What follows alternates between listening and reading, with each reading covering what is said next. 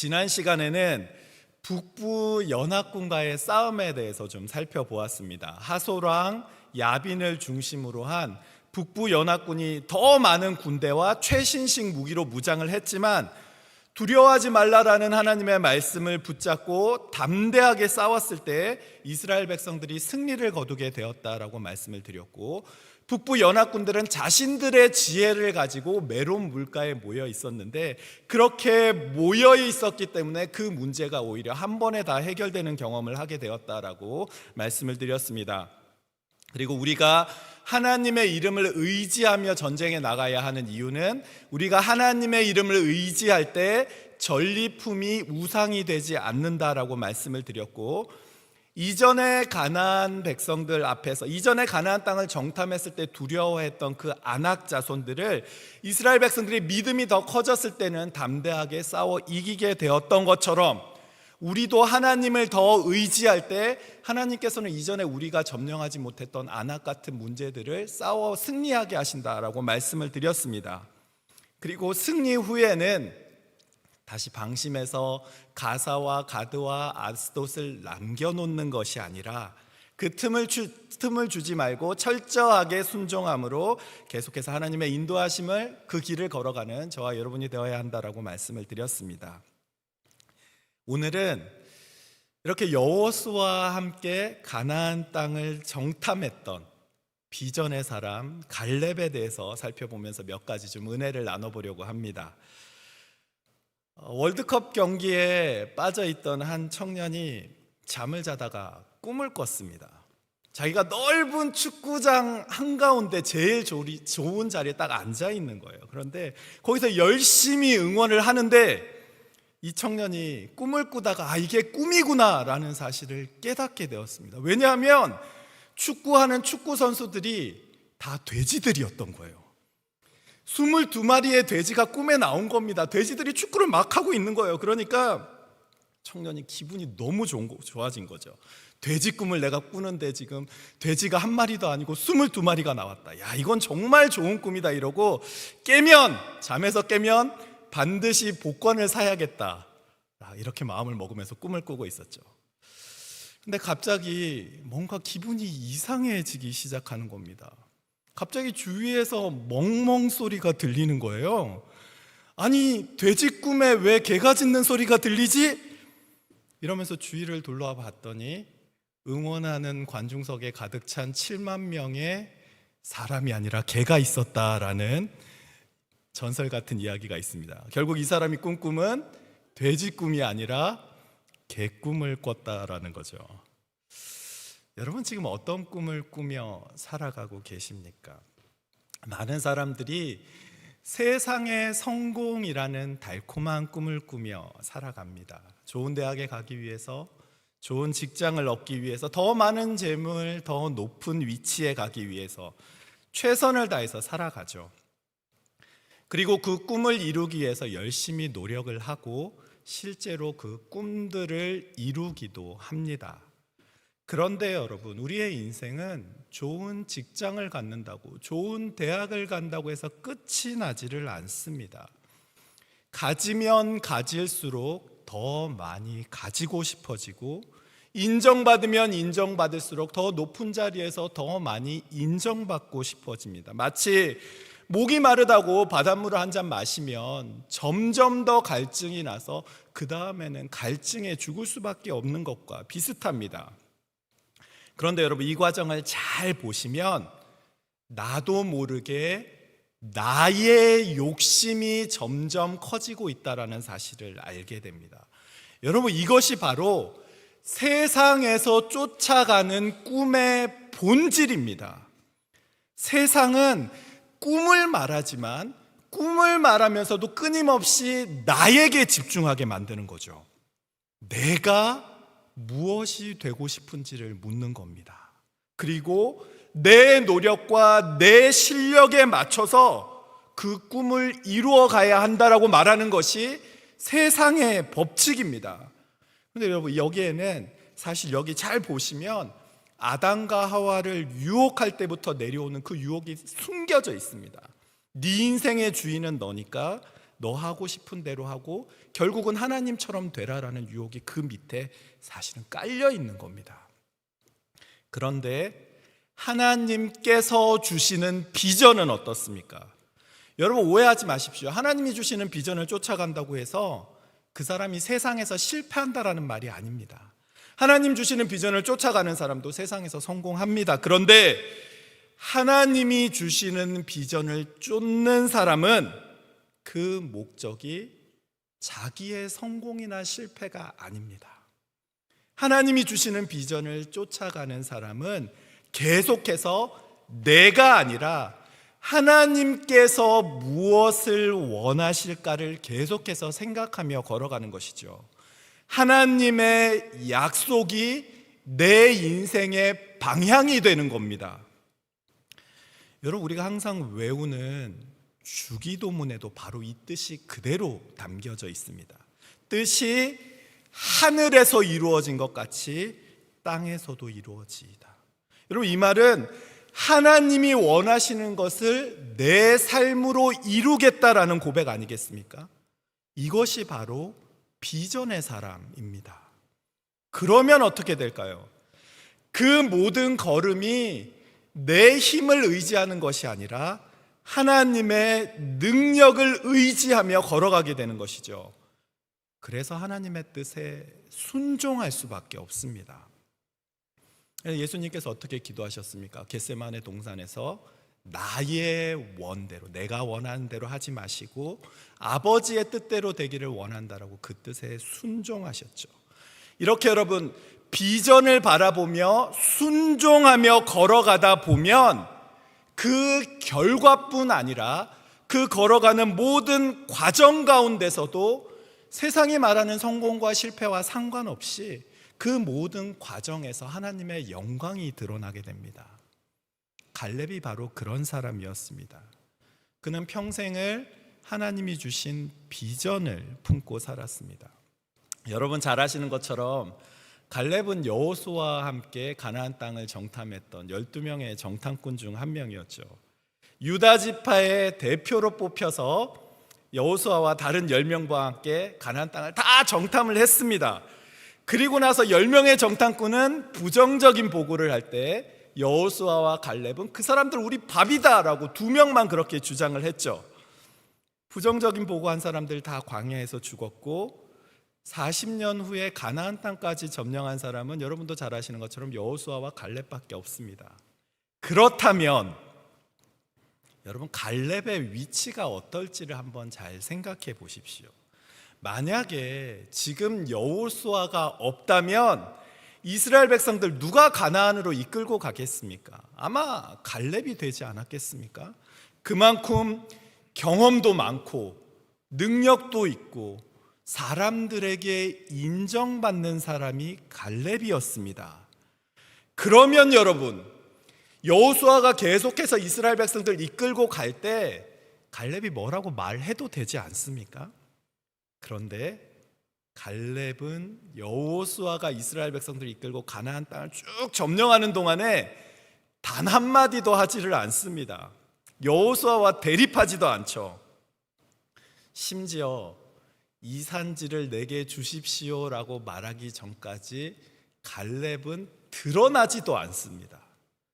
능력이 없거나 존재감이 없어서가 아니라 능력과 실력과 인기가 있음에도 불구하고 그는 조용히 여호수아의 뒤를 쫓아가는 것이죠. 어떻게 갈렙은 자신을 드러내지 않고 그렇게 순종할 수 있었을까? 이것이 하나님이 주신 비전을 품은 사람의 첫 번째 특징입니다. 하나님이 주신 비전을 위해서 스스로를 높이는 꿈을 내려놓은 겁니다. 가만히 돌아보면 우리는 누구나 다 인정 욕구가 있습니다. Need for recognition이라고 하죠. 이것은 인간의 거의 자연스러운 본능에 가깝습니다. 여러분 갈렙이라고 해서 그런 마음이 없겠습니까? 그런데 갈렙이 스스로를 드러내지 않았기 때문에 이스라엘은 여호수아를 중심으로 하나가 돼서 가나안 땅을 잘 점령할 수 있었습니다. 레오날드 번스타인이라는 뉴욕 필하모닉 오케스트라를 지휘했던 명지휘자가 있습니다. 이 사람이 지휘를 딱 마치고 이제 필하모닉 지휘를 다 마치고 내려왔는데 기자 한 명이 그 사람한테 물어본 거죠. 선생님, 이 수많은 악기들을 다 지휘를 하시는데 이 수많은 악기를 다루는 중에 어떤 악기 다루는 것이 가장 어려우십니까? 라는 질문을 했습니다. 그러자 이 번스타인이라는 지휘자가 뭐라고 얘기를 했냐면 제2 바이올린을 지휘하는 것이 가장 어렵습니다. 왜냐하면 제1 바이올린을 최선을 다해서 연주하는 사람은 얼마든지 구할 수 있는데 그거랑 똑같은 열정을 갖고 제2 바이올린을 연주하는 사람은 찾기가 어렵기 때문에 그렇습니다 라는 말을 했죠. 플룻이나 호른도 마찬가지인데 제1 연주자는 너무 많은데 제2 연주자가 똑같은 열정을 가지고 그렇게 하는 사람을 찾기는 정말 어렵습니다. 그런데 제2 연주자가 없으면 결코 아름다운 교향곡은 연주가 되지 않습니다 라고 말을 했습니다. 여러분, 오케스트라만 그런 것이 아닙니다. 교회도 똑같습니다. 수많은 사람들이 자기 자신만을 드러내려고 하면 우리는 결코 아름다운 곡을 연주할 수도 없고 우리가 하나가 되어 아름다운 하나님의 교향곡을 드러낼 수도 없습니다. 드러나지 않아도 그 자리에서 자신의 일을 충성스럽게 감당하는 제2 연주자가 있어야 되고, 아니 남들은 아무도 알아주지 않는다 할지라도 묵묵히 그 곡을 위해 준비하는 수많은 도움의 손길들이 있어야 하나님 연주하시는 아름다운 곡을 우리가 함께 연주할 수 있게 되는 겁니다. 갈렙이 한 일이 바로 이런 일 아니겠습니까? 그는 드러나지 않아도 묵묵하게 자기에게 주어진 사명을 감당하는 사람이었습니다. 저는 저와 여러분 모두가 정말 필요하다면 얼마든지 제2 연주자의 자리에 서는 그런 하나님의 사람들이 다 되시기를 주님의 이름으로 축복합니다. 내가 드러나는 것이 아니라 내 안에 있는 예수 그리스도를 드러내기 위해서 기꺼이 내가 드러나기를 포기하는 사람들이 되십시오. 그럴 때 내가 있는 공동체가 하나가 되고 결국은 우리를 향해, 우리 중앙교회를 향해 하나님이 갖고 계신 비전이 더 크고 놀랍게 이루어지는 줄 믿습니다. 여러분, 혹시 양준혁이라는 야구 선수 아십니까? 한국에서 은퇴한 야구 선수 가운데 양준혁이라는 선수가 있습니다. 이 선수가 인터뷰했던 기록을 제가 본 적이 있는데요. 이 선수가 한국 야구사에 남긴 기록이 꽤 많습니다. 그래서 인터뷰하는 사람이 이런 질문을 던졌어요. 수많은 기록들을 한국 야구사에 남기셨는데 선수님이 생각하기에 가장 자랑스러운 기록이 뭐예요? 라고 질문을 했습니다. 여러분, 그 질문에 이 선수가 뭐라고 대답했는지 아십니까? 최다 4사구 기록이 저에겐 가장 자랑스러운 기록입니다 라고 대답을 했습니다. 여러분, 4사구라는 건 데드볼을 하거나 뭐 포볼을 하거나 이렇게 해서 이제 일루로 걸어 나가는 거죠. 안타도 아니고 홈런도 아니기 때문에 뭐 남들에게 자랑할 만한 기록이 아닙니다. 사람들도 기억하지도 않고 중요하게 여기지도 않죠. 그래서 인터뷰하는 사람이 물어본 겁니다. 왜 그 기록이 중요하다라고 생각하세요? 라고 이렇게 물어봤더니 이런 대답을 하더라고요. 저희 팀에는 이승엽이라는 굉장히 훌륭한 타자가 있습니다. 저는 어떻게 해서든지 그 선수에게 제 순서를 연결해 주면 내가 안타 치는 것보다 팀의 승리할 확률이 높아지기 때문에 그 일을 위해서 최선을 다해서 했던 기록이 최다 4사구 기록이기 때문에 저는 그 기록이 가장 좋습니다 라고 대답을 하더라고요. 제가 그 인터뷰 보면서 참 대단한 사람이다 라는 생각이 들었습니다. 개인의 꿈보다 팀의 승리를 이루는 것이 더 소중하다라는 사실을 너무나 잘 알고 있었기 때문에 그렇습니다. 그런데 여러분, 개인의 꿈보다, 팀의 승리보다 더 큰 일이 있다라는 것이죠. 저와 여러분을 향한 하나님의 비전을 이루는 것, 하나님이 주시는 비전을 함께 바라보고 우리의 삶을 통해서 하나님의 영광을 드러내는 것은 훨씬 더, 팀의 승리보다도 훨씬 더 크고 귀한 일입니다. 그러려면 어떻게 해야 하겠습니까?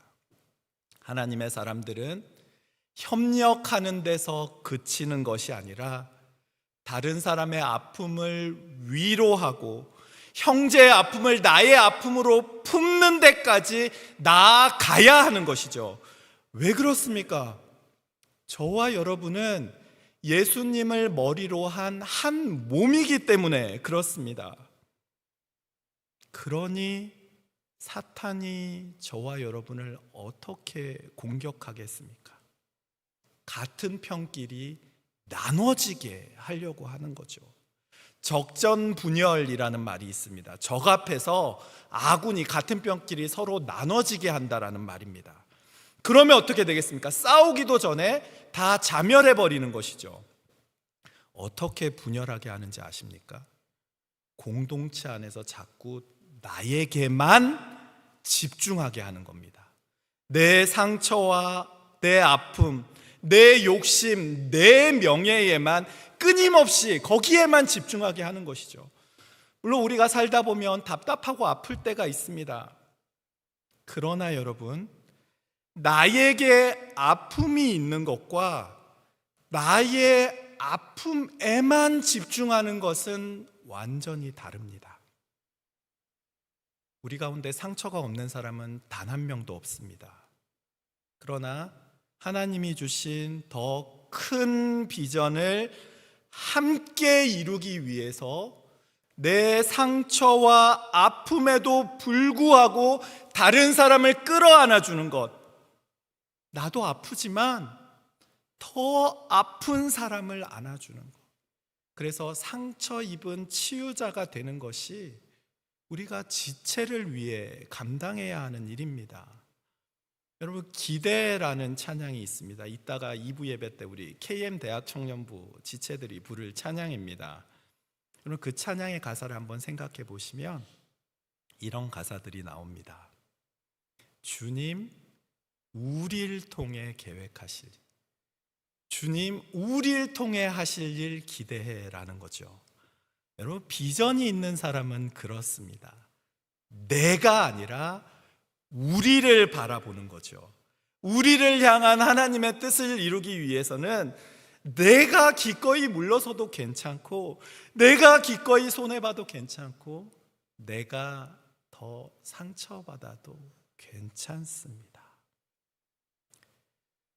갈렙이 45년 동안 한결같이 하나님이 주신 비전을 품고 살 수 있었던 또 다른 이유가 있습니다. 여러분, 민수기 14장 24절을 보시면 하나님께서 이렇게 말씀을 하십니다. 우리 한번 함께 읽어볼까요? 함께 읽겠습니다. 시작.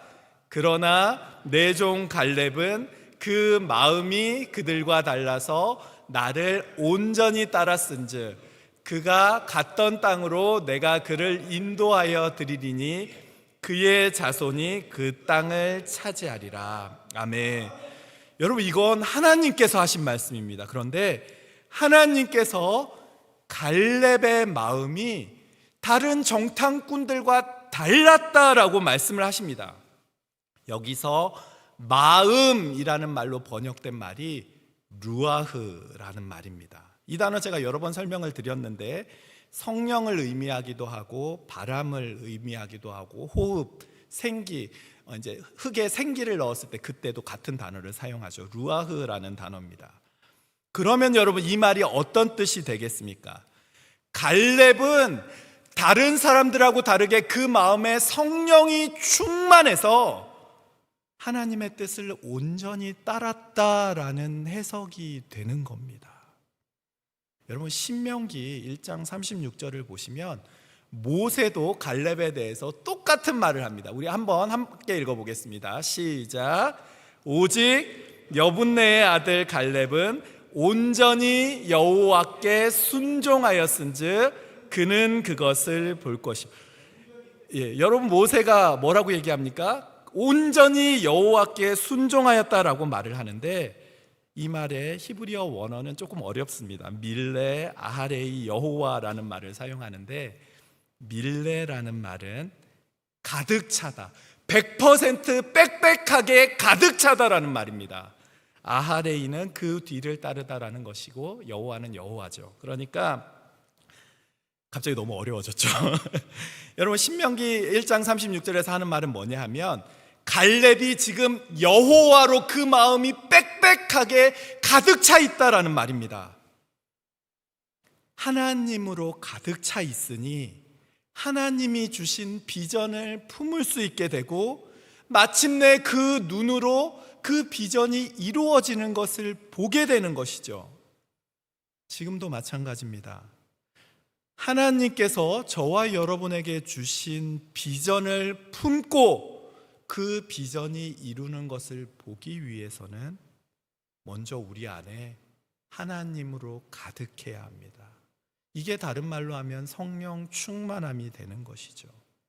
그러면 어떻게 될까요? 우리 안에 가득한 것이 우리의 입을 통해 말로 나오게 되는 거죠. 그래서 여러분, 누가복음 6장 45절을 보시면 예수님께서 이렇게 말씀하시지 않습니까? 선한 사람은 마음에 쌓은 선에서 선을 내고 악한 자는 그 쌓은 악에서 악을 내나니 이는 마음에 가득한 것을 입으로 말함이니라. 그 마음에 하나님이 가득하기에 그 입술에서 나오는 말은 하나님이 주시는 비전의 말이 되는 것이고, 하나님의 뜻이 담긴 말을 하니까 하나님께서 그 뜻대로 이루어지게 하는 겁니다. 이것이 성령 충만한 사람의 말이 되는 것이죠. 여러분, 한번 갈렙이 등장하는 성경 본문을 쭉 한번 살펴보십시오. 갈렙은 자기가 정찰했던 그 땅에 다시 돌아오기까지 45년이 넘는 시간이 지났는데도 불구하고 단 한 번도 갈렙은 불평하거나 변명한 기록 하나도 없습니다. 얼마나 마음이 아팠겠습니까?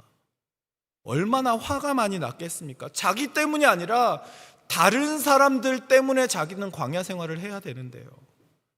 그런데도 그는 하나님의 약속만을 믿고 잠잠했다라는 것이죠.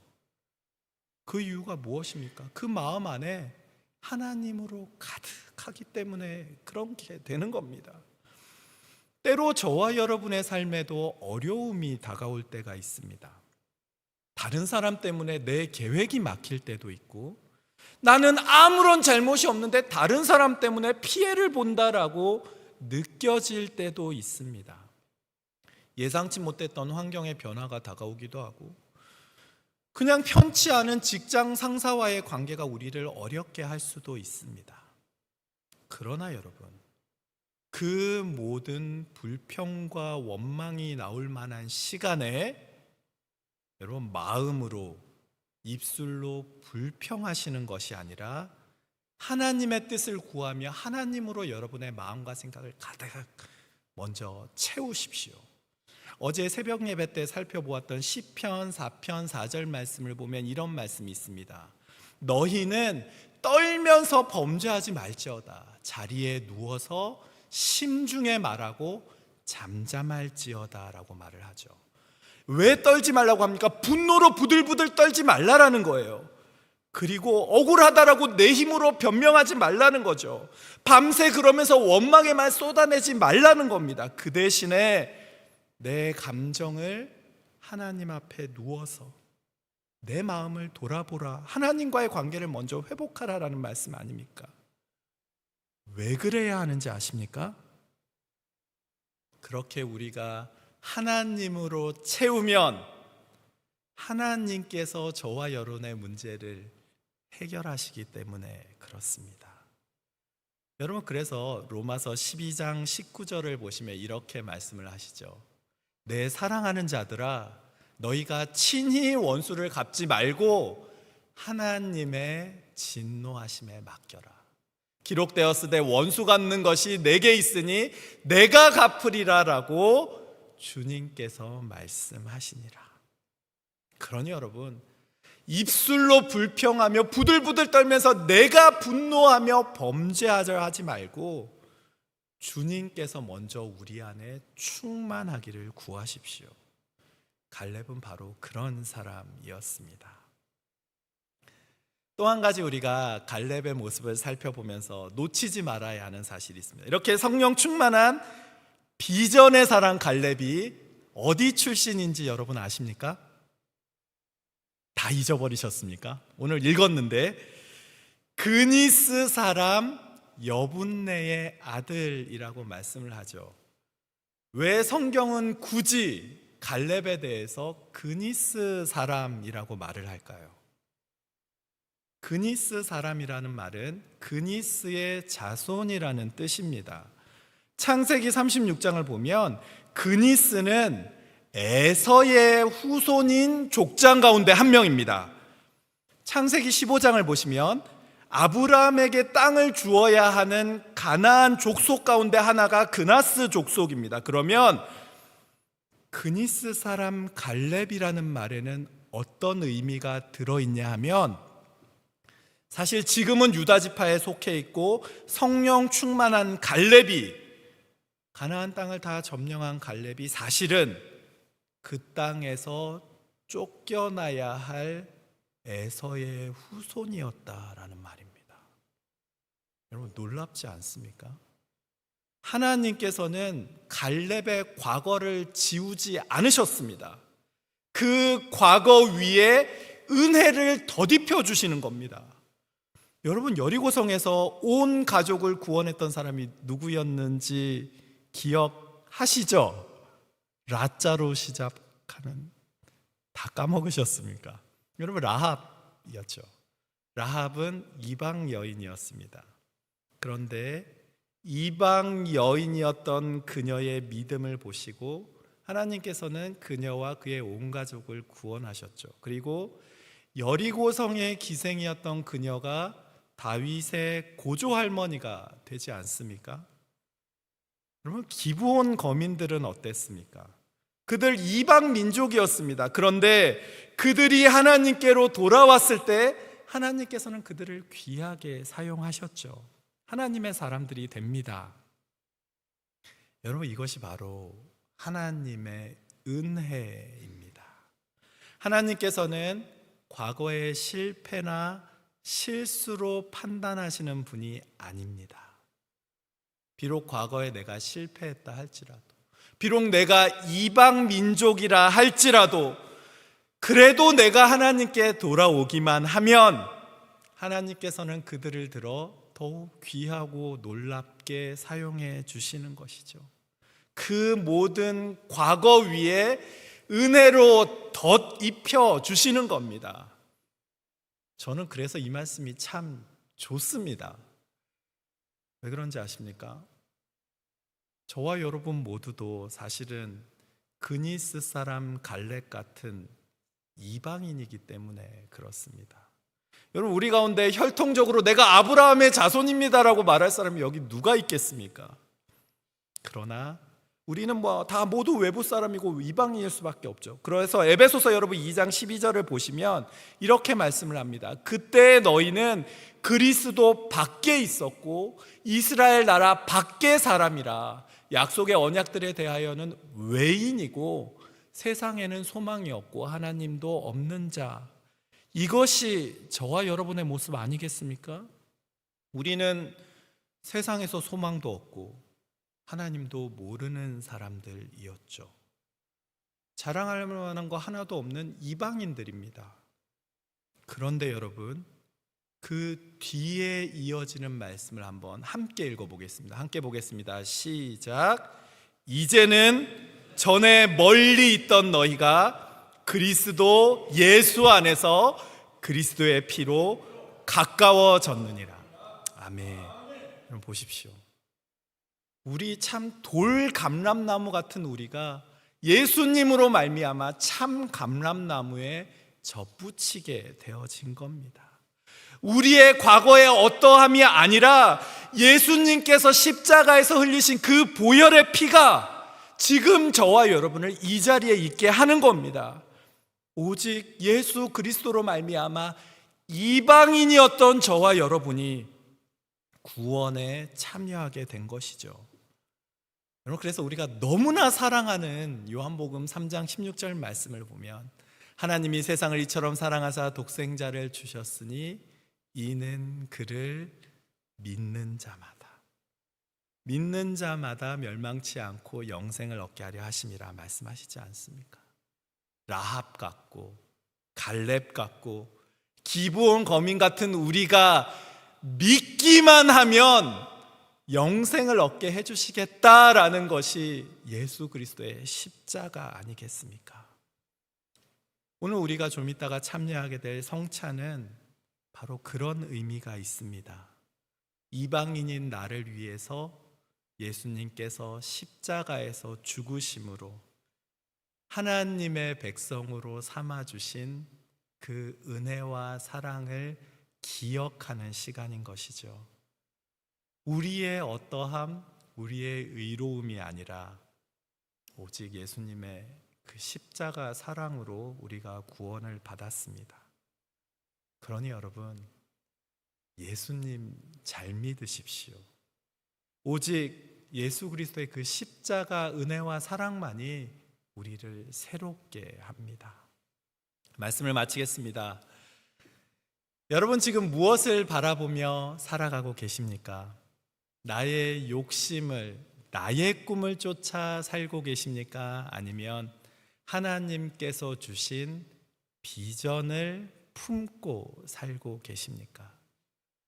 바라기는 저와 여러분이 먼저 성령 충만함으로 하나님의 뜻을 여러분의 마음 가운데 가득 채우시고 하나님이 보여주시는 그 비전을 바라보며 묵묵하게 주어진 길을 걸어가고 마침내 하나님이 주신 비전을 삶으로 살아내는, 그래서 하나님께 영광을 올려드리는 그런 하나님의 사람들이 다 되시기를 주님의 이름으로 간절히 축복합니다.